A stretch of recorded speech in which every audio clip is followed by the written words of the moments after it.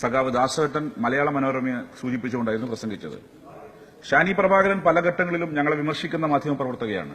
പറയാതെ വയ്യ എന്ന ചാനലിൽ അദ്ദേഹത്തിന്റെ പരിപാടിയിൽ ഇടതുപക്ഷ സർക്കാരിനെ അനുകൂലിച്ചുകൊണ്ട് സംസാരിക്കാൻ നിർബന്ധിതമായി എന്നുള്ളതാണ്. മുഖ്യമന്ത്രി പറഞ്ഞു ശുദ്ധീകരണ പ്രക്രിയ അരങ്ങേറിയില്ലേ? ഇന്നും മന്ത്രിമാരുടെ ഓഫീസിൽ ഏത് മാന്യന്മാർക്കും പോകാം, സ്ത്രീകൾക്ക് പോവാം. ഒരു കാലത്ത് പോവാൻ സാധിക്കുമായിരുന്നു, പറ്റില്ലല്ലോ. ജിക്കു, ജോക്കോപ്പൻ, ജീപ്പൻ എന്നൊക്കെ പറഞ്ഞ കുറെ ആളുകൾ ഫോൺ നമ്പർ എടുത്ത് പിന്നെ വിളിയായിരുന്നില്ലേ? അതിൽ നിന്ന് വ്യത്യസ്തമായി ഈ സർക്കാർ അധികാരമേറ്റെടുത്തപ്പോ ഒരു ശുദ്ധീകരണ പ്രക്രിയ ഗവൺമെന്റ് ഭാഗത്തുണ്ടായി എന്നുള്ളതാണ്. ഈ ഗവൺമെന്റ് നവകേരള മിഷൻ എന്താണ് സ്ഥിതി? നാട്ടിലെങ്ങും ഉത്സവമാണ്. UDF-കാരും സ്വകാര്യം പറയും, കാര്യങ്ങളൊക്കെ നടക്കുന്നുണ്ട്. എന്താണ് ഹരിത കേരളം? ഹരിത കേരള പദ്ധതിയുടെ ഭാഗമായി ജനകീയ ഉത്സവങ്ങൾ നടക്കുന്നു. പഞ്ചായത്തുകളിൽ പൊതുവിദ്യാഭ്യാസ സംരക്ഷണത്തിന് ജനങ്ങൾ ഒറ്റക്കെട്ടായി ഇറങ്ങുന്നു. പൊതുവിദ്യാഭ്യാസ സംരക്ഷണത്തിന്റെ ഭാഗമായി ജനങ്ങൾ ഒറ്റക്കെട്ടായി ഇറങ്ങാൻ നവകേരള മിഷനിലൂടെ സാധിച്ചു. ആർദ്രം ആരോഗ്യമേഖലയിലെ പുതിയ പദ്ധതിയാണ്. നല്ല പിന്തുണ ജനങ്ങളുടെ ഭാഗത്തുണ്ടാകുന്നത്. ലൈഫ്, വീടില്ലാത്തവരായി ഒരാളും ഈ ഗവൺമെന്റ് കാലാവധി പൂർത്തീകരിക്കുമ്പോൾ കേരളത്തിൽ ഉണ്ടാകാൻ പാടില്ല എന്ന് കേരളത്തിന്റെ മുഖ്യമന്ത്രി ഇച്ഛാശക്തിയോടെ വിളിച്ചു പറയുന്നു. അത് നടപ്പിലാക്കാൻ സാധിക്കുമെന്ന വിശ്വാസം ഈ സർക്കാരിനുണ്ട്. അതാണ് നവകേരള മിഷൻ. 48 ലക്ഷം ആളുകൾക്ക് സാമൂഹികക്ഷേമ പെൻഷൻ കൊടുക്കാൻ ഞങ്ങൾക്ക് സാധിച്ചു. അത് നേട്ടമല്ലേ? നിങ്ങൾ ഇപ്പൊ പറയുന്നു സർക്കാർ പോക്കാന്ന്. കഴിഞ്ഞ ദിവസം ശബരി പറഞ്ഞു സർക്കാർ പോക്ക. ശബരിയുടെ മണ്ഡലത്തിൽ ഞാനൊരു പരിപാടിക്ക് പോയപ്പോ ശബരിനാഥ് തെങ്ങിന്റെ മുകളിലാണ്, ഫ്ലക്സാ. കൈ ഉയർത്തി ഇതാ ഇത്ര കോടി കിട്ടിയിരിക്കുന്നു. നെഞ്ചത്ത് കൈവച്ച് UDF-ന് പറയാൻ സാധിക്കുമോ? 100-ൽ കൂടുതൽ അല്ലാത്ത ബഡ്ജറ്റ് വിഹിതം കിട്ടാത്ത ഏതെങ്കിലും MLA UDF-ന്റെ ഭാഗത്തുണ്ടോ? എന്തിനാണ് 100 കോടിയിലേറെ വാങ്ങിച്ചിട്ടാണ് പറയുന്നത് അയ്യോ ഈ സർക്കാർ പോക്കാണ് എന്ന്? എന്തിനാണ് വിമർശനം? അത് മാത്രമല്ല, ട്രാൻസ്ജെൻഡേഴ്സിന് നേരത്തെ സൂചിപ്പിക്കപ്പെട്ടു 50,000 കോടി രൂപയുടെ നിർമ്മാണ പ്രവർത്തനങ്ങൾ ഈ കാലയളവിൽ തുടക്കം കുറിച്ചിരിക്കുന്നു. ഗെയിൽ പദ്ധതി ഇച്ഛാശക്തിയോടെ മുന്നോട്ട് പോകാൻ കേരളത്തിന്റെ മുഖ്യമന്ത്രിക്കായി എന്ന് കേന്ദ്ര സർക്കാർ പോലും സമ്മതിച്ചു. അതാണ് നിതിൻ ഗഡ്കരിയെ പോലുള്ള ആളുകൾക്ക് സമ്മതിക്കേണ്ടി വന്നത്. കേരളം കണ്ടു പഠിക്കണം. ഒരു ഇച്ഛാശക്തിയോടെ മുന്നോട്ട് പോകാൻ ഈ സർക്കാരിനാകുന്നു. ദേശീയപാത നിർമ്മിക്കണം. അത് 6 ലൈനും 4 ലൈനുമല്ല, അതിനേക്കാൾ പറ്റുമെങ്കിൽ അതിനേക്കാൾ വികസിപ്പിക്കണം. ആ നിലയിലേക്കുള്ള ചർച്ചകൾക്കാണ് കേരളത്തിനകത്ത് തുടക്കം കുറിക്കാൻ ഈ സർക്കാരിനായത്. എന്തിനാ ഞങ്ങൾ ഇങ്ങനെ കുറ്റം പറഞ്ഞ് നടക്കേണ്ട കാര്യം? നിങ്ങൾ കുറ്റം പുറത്തു പറയെങ്കിലും നിങ്ങൾ നെഞ്ചത്ത് നിങ്ങളുടെ സൗഹൃദ കൂട്ടായ്മയിൽ നിങ്ങൾ പറയും കുറെ കാര്യങ്ങളൊക്കെ നിങ്ങൾ ചെയ്തിട്ടുണ്ട് എന്നുള്ളത്. എന്താണ് ഇപ്പൊ സ്ഥിതി? കോൺഗ്രസിനെ കുറിച്ച് പഠനം നടത്തി, കോൺഗ്രസിനെ കുറിച്ചല്ല, ഇന്ത്യയിലെ രാഷ്ട്രീയ പാർട്ടികളും പണവും എന്ന വിഷയത്തിൽ ഗവേഷണം നടത്തി, റിസർച്ച് നടത്തിയ വിർജീനിയ യൂണിവേഴ്സിറ്റിയിലെ പൊളിറ്റിക്കൽ സയൻസ് പ്രൊഫസർ ജോൺ എച്ചവരി ജെന്റിന്റെ ഒരു കണ്ടെത്തലുണ്ട്. എന്തുകൊണ്ട് കോൺഗ്രസ് തകർന്നു? എന്തുകൊണ്ട് കോൺഗ്രസിനകത്ത് നെഹ്റു ഗാന്ധി ഫാമിലിക്ക് ആധിപത്യമുണ്ടായി? അത് കോൺഗ്രസിന്റെ ഇലക്ഷൻ ഫണ്ടും കോൺഗ്രസിന്റെ പൊളിറ്റിക്കൽ ഫണ്ടും കൈകാര്യം ചെയ്യുന്നവരായി ഇവർ രണ്ടുപേരും മാറിയതുകൊണ്ടാണ് കോൺഗ്രസ് എന്ന രാഷ്ട്രീയ പാർട്ടിക്കകത്ത് ഈ കുടുംബത്തിന് ഇത്രയും ആധിപത്യം ഉണ്ടാകാനിടയായത്. ഇത് ഞാൻ പറയുന്ന കാര്യമല്ല, ജോൺ എച്ചവരി ജെന്റ് എന്ന വിർജീനിയ യൂണിവേഴ്സിറ്റിയിലെ പ്രൊഫസർ കണ്ടെത്തിയ നിഗമനങ്ങളാണ്. അത് കോൺഗ്രസിന്റെ നേതാക്കന്മാർക്ക് നോക്കാം, ഗൂഗിളിൽ സെർച്ച് ചെയ്ത്. ഞാൻ പറഞ്ഞത് കള്ളമാണെങ്കിൽ നാളെ നിങ്ങൾക്ക് നിഷേധിക്കാം. ഇത് അദ്ദേഹത്തിന്റെ കണ്ടെത്തലാണ്. എവിടേക്ക് എത്തിച്ചു കോൺഗ്രസ് ഈ നാടിന്? കോൺഗ്രസ് എന്ന് പറയുന്ന രാഷ്ട്രീയ പാർട്ടി ഒരുപക്ഷം സൈക്കോ ഫാൻസിന്റെ പാർട്ടിയായി മാറി. സോണിയാഗാന്ധിയുടെ മുഖസ്തുതി പറഞ്ഞ് പൊക്കിപ്പറഞ്ഞ് കോൺഗ്രസിന്റെ കുറ്റങ്ങളെ പോരായ്മകളെ ചൂണ്ടിക്കാണിക്കാതെ കോൺഗ്രസ് ഇന്ത്യയിൽ തകർന്നുപോയി. നിങ്ങൾ നോക്കണം, ഇന്ന് കോൺഗ്രസ് ഒരു ഫാമിലി എന്റർപ്രൈസ് ആണ്. ഒരു ഫാമിലി എന്റർപ്രൈസായി കോൺഗ്രസ് സ്വീകരിച്ച സമീപനത്തിന്റെ ഭാഗമാണ്. നിങ്ങൾ ഓർമ്മിക്കണം, 30 വർഷത്തിനിടയിൽ കോൺഗ്രസ് ജനാധിപത്യത്തെ റീപ്ലേസ് ചെയ്തു കോർപ്പറേറ്റ് ഒലിഗാർക്കിയിലേക്ക്. ആരാണ് ഈ രാജ്യത്തെ കോർപ്പറേറ്റ് ഒലിഗാർക്കിയിലേക്ക് റീപ്ലേസ് ചെയ്തത്? അത് ഇന്ത്യൻ നാഷണൽ കോൺഗ്രസ് ആണ്. ഇന്ന് ഇന്ത്യൻ നാഷണൽ കോൺഗ്രസ് ഒരു പൊളിറ്റിക്കൽ കോർപ്പറേറ്റ് കോംപ്ലക്സ് ആണ്. ആ നിലയിലേക്ക് ഇന്ത്യൻ നാഷണൽ കോൺഗ്രസ് എന്ന രാഷ്ട്രീയ പാർട്ടി മാറി. ഇവിടെ നേരത്തെ മുരളിയേട്ടൻ ഞങ്ങളെ വിമർശിച്ചു. എന്താ പറഞ്ഞത്? വർഗീയതയെ ഞങ്ങൾ പ്രോത്സാഹിപ്പിക്കുന്നു, BJP ഞങ്ങൾ പ്രോത്സാഹിപ്പിക്കുന്നു. ഇന്ത്യയുടെ മണ്ണിൽ BJP മുന്നോട്ട് വെക്കുന്ന വർഗീയ രാഷ്ട്രീയത്തിന് വളരാൻ അവസരമൊരുക്കിക്കൊടുത്തത് ആരാ? ചരിത്രം ഒന്ന് തേടിപ്പോകുമ്പോൾ രാഷ്ട്രീയ വിദ്യാർത്ഥിക്ക് മനസ്സിലാക്കാൻ സാധിക്കും. ഷാബാനു കേസാ. ആ ഷാബാനു കേസിലെ മുസ്ലിം ക്ലറിക്സിനെ അല്ലെങ്കിൽ മുസ്ലിം മതപണ്ഡിതന്മാരെ തൃപ്തിപ്പെടുത്താൻ വേണ്ടി നിങ്ങൾ ഷാബാനു കേസിനകത്ത് മാറ്റം വരുത്തി. അതിനുശേഷം ഹിന്ദു ഫണ്ടമെന്റലിസ്റ്റുകളെ തൃപ്തിപ്പെടുത്താൻ വേണ്ടി നിങ്ങൾ ബാബരി മസ്ജിദിനകത്ത് കൊണ്ടുപോയി ശില സ്ഥാപിച്ചു. അതിലൂടെയാണ് ഈ രാജ്യത്ത് ഹിന്ദുത്വ ശക്തികൾക്ക് വളരാൻ അവസരമൊരുക്കി കൊടുത്തത്. അതിന് ഉത്തരവാദി ഇന്ത്യയുടെ മുൻ പ്രധാനമന്ത്രി രാജീവ് ഗാന്ധിയാണെന്ന കാര്യം നിഷേധിക്കാൻ കോൺഗ്രസിന്റെ രാജീവ് ഗാന്ധിയുടെ അനുയായികൾക്ക് പോലും സാധിക്കുമോ എന്ന് എനിക്കറിയില്ല. നിങ്ങൾ എത്ര റയറ്റ്സിന്, എത്ര കലാപങ്ങളെ പ്രോത്സാഹിപ്പിച്ചു? നിങ്ങളിപ്പോ കണ്ണൂരിനെ കുറിച്ചും രാഷ്ട്രീയ അക്രമങ്ങളെ കുറിച്ചും വിലപിക്കുമ്പം നിങ്ങളല്ലേ സിഖ് കൂട്ടക്കൊല നടത്തിയത്? സിഖ് കൂട്ടക്കൊല നേതൃത്വം കൊടുത്തത് HKL ഭഗത്, സജ്ജൻ കുമാർ, ജഗദീഷ് ട്രൈറ്റ്ലർ. ഇവരൊക്കെ ആരായിരുന്നു? കോൺഗ്രസ് നേതാക്കന്മാരാ. പലപ്പോഴും വർഗീയ ശക്തികൾക്ക് വളരാനും വർഗീയ ശക്തികളെ പ്രോത്സാഹിപ്പിക്കുന്ന സമീപനവും ഈ രാജ്യത്ത് സ്വീകരിച്ച പാർട്ടിയാണ് കോൺഗ്രസ്. അത് മാത്രമല്ല, ലീഗ് ഇപ്പൊ പറ്റി നിൽക്കൽ കോൺഗ്രസിന്റെ കൂടെ. മുസ്ലിങ്ങൾക്ക് എന്താ തന്നത് കോൺഗ്രസ്? രജീന്ദർ സച്ചാർ കമ്മീഷന്റെ റിപ്പോർട്ട് പുറത്തു വന്നപ്പം ഈ രാജ്യത്തെ മുസ്ലിങ്ങളുടെ അവസ്ഥയെക്കുറിച്ച് സച്ചാർ പറഞ്ഞല്ലോ, ദളിതരുടെ ജീവിതത്തെക്കാൾ പുറകിലാണ് ഇന്ത്യയിലെ മുസ്ലിങ്ങളുടെ സ്ഥിതി. എന്നിട്ട് ലീഗ് പറയുന്നു കോൺഗ്രസ് തങ്ങൾക്ക് വാരിക്കോരി തന്നു.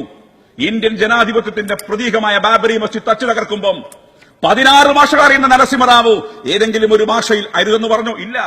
ഇപ്പൊ എന്താ UP ഇങ്ങനെ ആയിപ്പോയത്? ഞാൻ UP തെരഞ്ഞെടുപ്പ് നടക്കുന്ന ഘട്ടത്തിൽ UP ബോർഡറിലൂടെ സഞ്ചരിച്ചിരുന്നു. അവിടെ മനോഹരമായ ഒരു പോസ്റ്റർ കണ്ടു, ഒരു പരസ്യം കണ്ടു. എന്താ അറിയോ? UP को ये साथी बहुत पसंद है.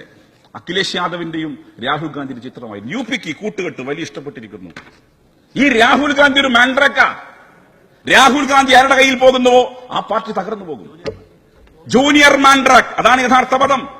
ഈ രാഹുൽ ഗാന്ധി എന്ന ജൂനിയർ മാൻഡ്രാക്ക്. നിങ്ങൾ പറഞ്ഞല്ലോ ബംഗാളിൽ ഞങ്ങൾക്ക് തിരിച്ചടിയേറ്റിട്ടുണ്ട്. തിരിച്ചടിയേറ്റു എന്ന പശ്ചാത്തലം ഞാൻ വഴങ്ങാൻ തയ്യാറല്ല. ഞാൻ വളരെ ജൂനിയറാണ്. വഴങ്ങേണ്ട ആളല്ല ഞാൻ, വളരെ ജൂനിയറാണ്. എന്തെങ്കിലും ഉണ്ട് സർ, കോൺഗ്രസിന്റെ ഉപാധ്യക്ഷനായ രാഹുൽ ഗാന്ധിയെ പറ്റി വളരെ മര്യാദയില്ലാത്ത സംസാരിക്കുന്ന ഓർഡറിലാണോ? അങ്ങനെ പരിശോധിക്കണം, രേഖയും തിരുത്തണം സാർ.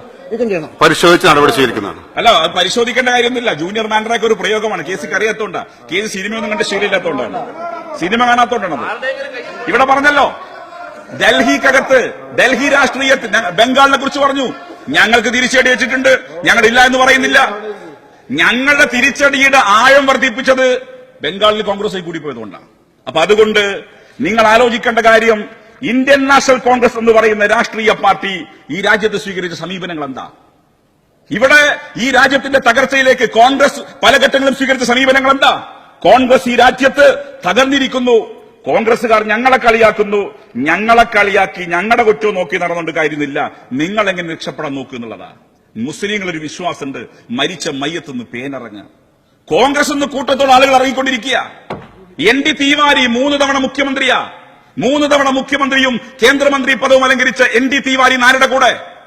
വിദേശകാര്യമന്ത്രി SM കൃഷ്ണ ആരുടെ കൂടെ? റീത്ത ബഹുഗുണ ജോഷി ആരുടെ കൂടെ? എന്തിനേറെ, കഴിഞ്ഞ നിയമസഭാ സെഷൻ നടക്കുന്ന ഘട്ടത്തിൽ UP ഉൾപ്പെടെയുള്ള സംസ്ഥാന തെരഞ്ഞെടുപ്പ് നടന്നിരുന്നു. ഒരു യുവ നേതാവ് പ്രസംഗിച്ചു, ഇനി പിണറായിക്ക് മണിപ്പൂരിൽ പോകാം, ഇനി പിണറായിക്ക് ഗോവയിൽ പോകാം. എവിടെ എത്തി? ഈ അഹങ്കാരവും ഈ അഹന്തയുമാണ് നിങ്ങളുടെ തകർച്ചയ്ക്ക് കാരണം. നിങ്ങൾ തോറ്റല്ലോ.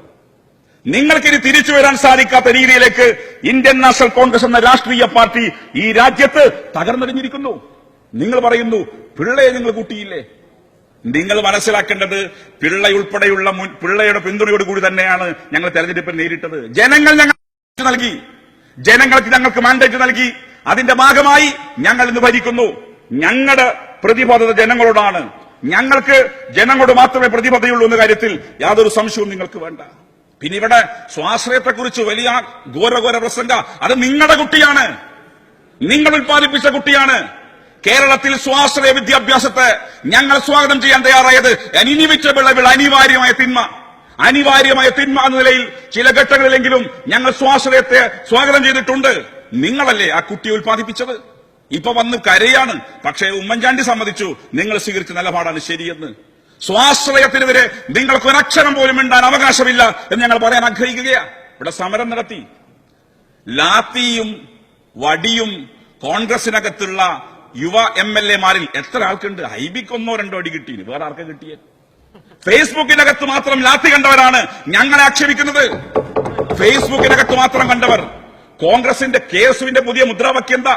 ഞങ്ങൾ വിളിച്ച മുദ്രാവാക്യം അടിയുടെ ഇടിയുടെ വെടിയുടെ മുന്നിൽ അടിപതരാതെ നിൽക്കും ഞങ്ങൾ. KSU അടിയുടെ ഇടിയുടെ വെടിയുടെ മുന്നിൽ അടിപതരാതെ ഓടും ഞങ്ങൾ. ഹോണ് മതി ഓടാൻ. കേവലം പോലീസ് വാഹനത്തിന്റെ ഹോണ് കണ്ടലോടുന്ന KSU നല്ല തീച്ചൂളയിൽ ഉയർന്നു വന്നാൽ മാത്രമേ നിൽക്കാൻ പറ്റൂ. അതുകൊണ്ട് KSU കോൺഗ്രസുകാരോട്, കോൺഗ്രസിന്റെ സീനിയർ നേതാക്കന്മാരോട് പുതുതലമുറയെ രാഷ്ട്രീയം പഠിപ്പിക്കണം. പുതുതലമുറയെ രാഷ്ട്രീയം പഠിപ്പിച്ച് മുന്നോട്ട് പോകാനാവണം. ഇവിടെ എത്തി ലീഗ്. ലോകത്ത് എത്ര പാർട്ടി നമ്മൾ കണ്ടിന്? ലോകത്തേതെങ്കിലും ഇങ്ങനെ ഒരു പാർട്ടി ഉണ്ടാ? അഖിലേന്ത്യാ പ്രസിഡന്റിനെ സംസ്ഥാന പ്രസിഡന്റ് തിരഞ്ഞെടുക്കുന്ന പാർട്ടി ഇത് ചരിത്രത്തിലേക പാർട്ടിയാണ്. ലോക ചരിത്രത്തിൽ ആദ്യമായി അഖിലേന്ത്യാ പ്രസിഡന്റിനെ സംസ്ഥാന പ്രസിഡന്റ് തെരഞ്ഞെടുക്കുന്ന പാർട്ടി ഉണ്ടെങ്കിൽ അത് ഇന്ത്യ യൂണിയൻ മുസ്ലിം ലീഗാ. ഇവിടെ ഇപ്പൊ കഴിഞ്ഞ ദിവസം മുസാഫർപൂരിൽ എന്തോ വീടൊക്കെ കൊടുത്തു, നല്ല തന്നെയാ. അഖിലേന്ത്യാ പ്രസിഡന്റ് ഇങ്ങനെ നോക്കി നിൽക്കുകയാണ്, സംസ്ഥാന പ്രസിഡന്റ് കൊടുക്കും. നിങ്ങളുടെ പാർട്ടി എന്താ? ഞങ്ങൾ ചോദിച്ചാൽ ഞങ്ങൾ പറയും 2 ആണോ 1 ആണോ വലുതെന്ന് ചോദിച്ചാൽ ഞങ്ങൾ പറയും 2 ആണെന്നാ. ലീഗ് ചോദിച്ചാലോ ലീഗ് പറയും 1 ആണെന്നാ പറയാ. അതാണ് ലീഗിന്റെ വ്യത്യാസം. മലപ്പുറത്ത് നിങ്ങൾ ജയിച്ചു എന്ന് പറയുന്നത് ശരിയാ. മലപ്പുറത്ത് ജയിച്ചു എന്ന് പറയുമ്പോഴും ഞങ്ങളുടെ വോട്ടിങ്ങിനകത്ത് 1 ലക്ഷം വോട്ട് വർദ്ധിച്ചു. നിങ്ങൾ പറയുന്നു നിങ്ങൾ 1 വർഷക്കാലത്തെ ഭരണം മോശ. ശരി, 1 വർഷത്തെ ഭരണം മോശമാണെന്ന് പറയുമ്പം ജനങ്ങളുടെ യജമാനന്മാർ ജനാധിപത്യത്തിൽ പീപ്പിൾ ആർ ദ മാസ്റ്റേഴ്സ്. ഇവിടെ തെരഞ്ഞെടുപ്പ് നടന്നല്ലോ. ലോക്കൽ ബോഡീസിനകത്ത് 2 ഘട്ടവും തെരഞ്ഞെടുപ്പ് നടന്നു. വളരെ വ്യക്തമായ മേധാവിത്വം ഞങ്ങൾക്കുണ്ടായി.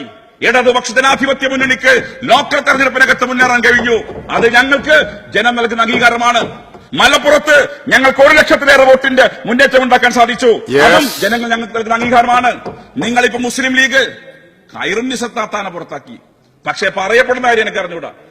ഖൈറുന്നിസത്താത്ത ചോദിച്ചു അത്രേ മുഹമ്മദ് ബഷീറോട് പോകാൻ പറ്റുമോ? ബഷീർക്ക് പറഞ്ഞു പോയിക്കോ. ബഷീർക്കെതിരെ ഒരു നടപടിയില്ല. എന്ത് പാർട്ടിയാ? അപ്പൊ നിങ്ങൾക്കുള്ളിൽ ഒരു സ്ത്രീ വിരുദ്ധതയുണ്ട്. സ്ത്രീകൾ അപ്പ ചാൻസ് കിട്ടുന്ന അപ്പം നിങ്ങൾ തട്ടിക്കളയും. അതുകൊണ്ടാണ് നിങ്ങൾ ഖമറുന്നിസ അൻവറിനെതിരെ നടപടി സ്വീകരിച്ചത്. ഖമറുന്നിസ അൻവറിനോട് നിങ്ങൾ ഫണ്ട് കൊടുത്തോ എന്ന് പറഞ്ഞ ET മുഹമ്മദ് ബഷീറിനെതിരെ നടപടി സ്വീകരിക്കാനുള്ള കരുത്ത് ഇന്ത്യ യൂണിയൻ മുസ്ലിം ലീഗിനുണ്ടോ? ഞങ്ങൾ ചോദിക്കാൻ ആഗ്രഹിക്കുകയാണ്. അതുകൊണ്ട് ഇടതുപക്ഷ ജനാധിപത്യ മുന്നണി 1 വർഷം തികയുമ്പം വളരെ അഭിമാനത്തോടെ ഞങ്ങൾ പറയുന്നു, എല്ലാത്തിലും A+ നേടി മുന്നോട്ട് പോകുന്ന സർക്കാരാണ്.